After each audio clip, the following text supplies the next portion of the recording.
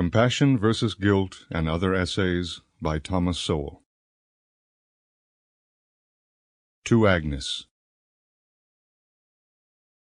Introduction.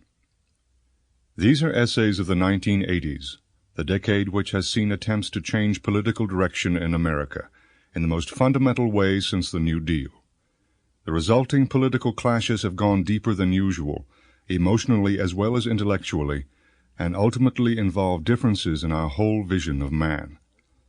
These commentaries on the issues of the 1980s therefore span a wide range of enduring concerns. At the center of many controversies is the role of compassion. Guilt is often confused with compassion, to the detriment of the whole society, and to the special detriment of the least fortunate members of society. The first essay seeks to clarify this crucial distinction.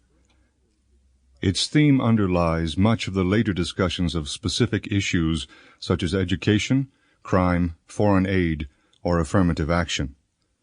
Another political concept often heard in our times is solution. Early in these essays I argue that there are no real solutions in politics, only trade-offs.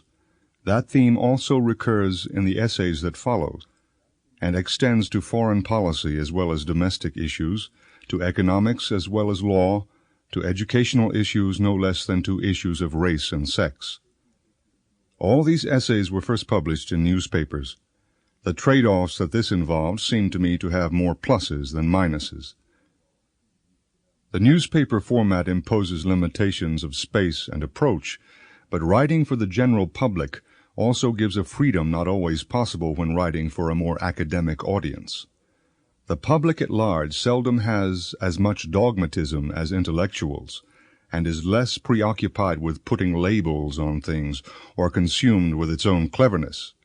It is therefore easier to write straight to the point for such an audience, without having to surround every statement with fortifications against distortion, misrepresentation, pigeonholing, or the thousand other games that intellectuals play. In short, these essays were written for people with common sense, a rare commodity among those who consider themselves deep thinkers. Most of these essays were first published as op-ed columns in newspapers around the country via the Scripps-Howard news service.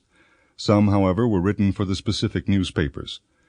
The UN Promotes War, Not Peace was written for the Los Angeles Times, as was Social Security, a Fraudulent Pyramid Scheme. Authorized Lying was written for the Washington Times, and Reagan's Economic Policies for the Washington Post. Sample complete. Ready to continue?